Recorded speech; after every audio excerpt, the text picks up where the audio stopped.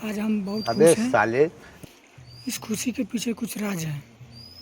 मैं 2 दिनों से परेशान था कि मेरा छुट्टी होगा या नहीं होगा। हम खुद में इस सस्पेंस में थे कि मेरा छुट्टी होगा कि नहीं होगा। अभी भी छुट्टी के लिए हम तैयार हैं जाने के लिए, फिर भी अभी कुछ मन में डाउट है। अपने दोस्तों से हाथ मिलाया, फिर उसके बाद मैं छुट्टी के लिए निकल गया।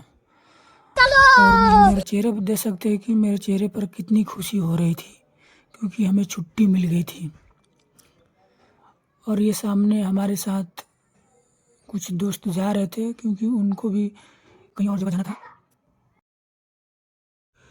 ये सामने झोला लिए हुए मेरा कालू दोस्त था, ये बड़ी दूसरी अच्छी जगह बात जा रहा कही था। आप।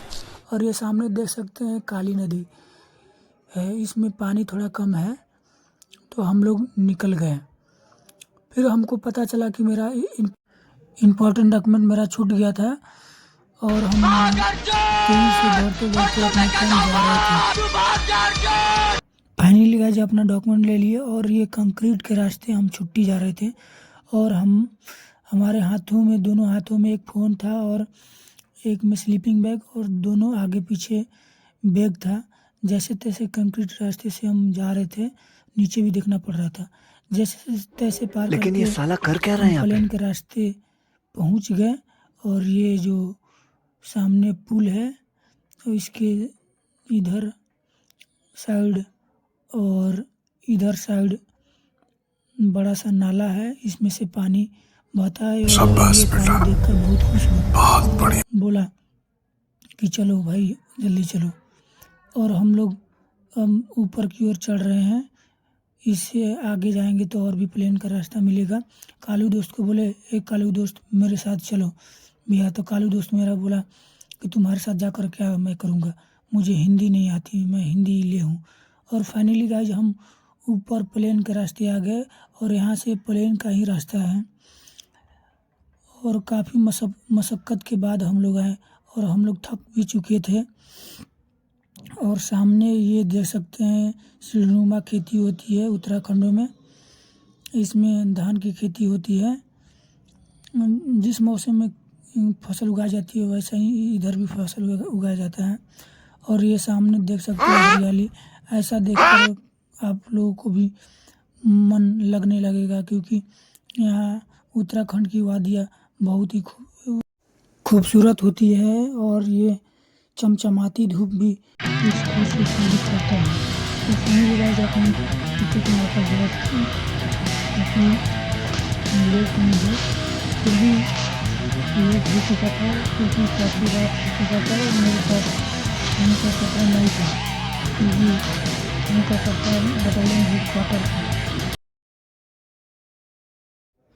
जैसे ही बटालियन हेडक्वार्टर पहुंचे तो हमें तेजी से भूख लगी, क्योंकि पेट में चूहे कूद रहे थे और समय हो रहा था 9:30। सुबह अर्ली मॉर्निंग तैयार हो गए। गाइज देख सकते हैं चेहरे पर कितनी खुशी हो रही है, क्योंकि घर जा रहे हैं। और ये मेरा सिविल गाड़ी आ चुका था, जिसमें हम लोगों ने बुक किए थे। और हम सुबह के 5:30 बजे अपने कैंप से बाहर निकल रहे हैं। ये लोग सब सोया है, और काफ़ी ठंड था, तो हम लोग कुछ दूरी जाकर बाद एक चाय वाले के पास रुकते हैं और चाय पीते हैं। ये बड़ी और अच्छी बात एक कही आप। उस्ताद आकर बोलता है कि चलो इस दुकान के पास, ये यहाँ का दुकान बहुत ही फेमस है। यहाँ पर हमने चॉकलेटी मिठाई लिया, जलवा है हमारा। फाइनली गाइस हम लोग टनकपुर पहुँच चुके हैं। और ये पीछे हमारा बस खड़ा है, और इसी की बस से हम लोग बरेली स्टेशन पहुँचेंगे। अभी मजा आएगा ना भिड़ो। और हम अपने सीट पर आकर बैठ गए। और ये भी हमारे पीछे ये भाई देख रहा था, कि बोल रहा था ये क्या कर रहा है भाई। और थोड़ी देर बाद ये हमारी बस खुल गई, और फाइनली बरेली स्टेशन पहुंच गए। और बहुत ही खुश थे, क्योंकि छुट्टी जाना था भाई। ये देखिए बरेली स्टेशन का बोर्ड, ये कुछ इस तरह लिखा हुआ है, हिंदी और इंग्लिश और उर्दू में। और हम आकर अपने प्लेटफॉर्म पर आकर बैठ गए थे, क्योंकि यहीं से अरे देवा बनारस जंक्शन ये वाली गड़बड़ है ट्रेन बाबा। मिलेगी। और हम सोच रहे थे हमारी ट्रेन कब आएगी, क्योंकि हम पहले आकर बैठ गए थे। और फाइनली गाइज हमारा ये ट्रेन आ गया, और देख कर के हम बहुत ही खुश हुए, क्योंकि इसी ट्रेन के रास्ते हम अपने घर जाएंगे। जैसे ही ट्रेन के अंदर आकर हम बैठे तो 2 मिनट के अंदर ही ट्रेन खुल गया, क्योंकि ये ट्रेन बरेली स्टेशन काफ़ी देर तक रुकता नहीं है। फिर बीच में अगले स्टेशन ट्रेन ये रुकती है, और ये सामने हमारे हनुमान जी बैठे हुए हैं, क्योंकि इनको भूख लगी थी। तो मेरे पास एक केला बचा हुआ था, और फिर इनको अपने हाथों से केला दिए। फिर हमको भूख लग गई, और क्योंकि काफ़ी रात हो चुका था, तो बेसिन के पास अपने हाथ मुंह धोया। फिर उसके बाद खाने के लिए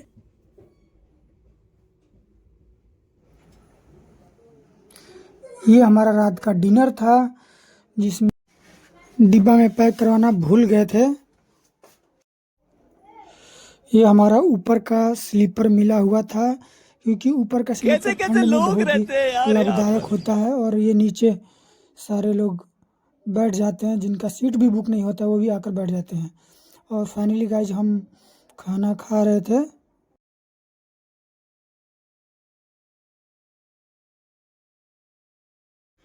फिर काफ़ी रात हो चुका था, और मिलते हैं सुबह में। और सुबह हो चुका था।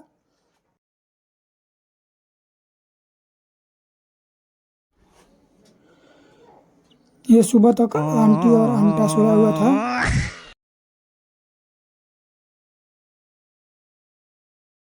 एक दिन रात गुजारने के बाद भी अभी तक घर नहीं पहुँचे। अभी भी हम बनारस स्टेशन पहुँचे हैं, और बनारस स्टेशन पहुँचते ही मेरा ट्रेन खुल चुका था। और फाइनली फिर वहाँ से उसी ट्रेन को पकड़ने के लिए हमको पंडित दीनदयाल उपाध्याय जाना पड़ेगा। और तुरंत वहाँ से हमने ऑटो लिया, और भैया से बोला कि भैया तो थोड़ा तेज़ चलाइए, क्योंकि बनारस से ट्रेन छूट चुका है, और उसको हमको पंडित दीनदयाल उपाध्याय में पकड़ना है। जैसे तैसे पंडित दीनदयाल उपाध्याय पहुँच गए, और ट्रेन में आकर बैठ गए, क्योंकि सीट नहीं मिला था हमको, क्योंकि ऐसे ही आकर हम से गेट के बाहर ही खड़े थे। और ये देखिए ट्रेन का स्पीड, ये बहुत ही ट्रेन काफ़ी स्पीड में चल रही है, क्योंकि ये सुपर फास्ट ट्रेन है। ये हावड़ा तक जाती है।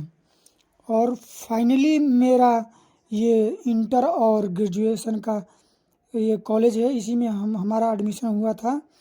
और ये सासाराम स्टेशन आ गया है। ये देखिए सासाराम स्टेशन आ गया है। और जैसे ही अपने शहर में पहुँचते तो बिहारी मूड में आ जाते हैं।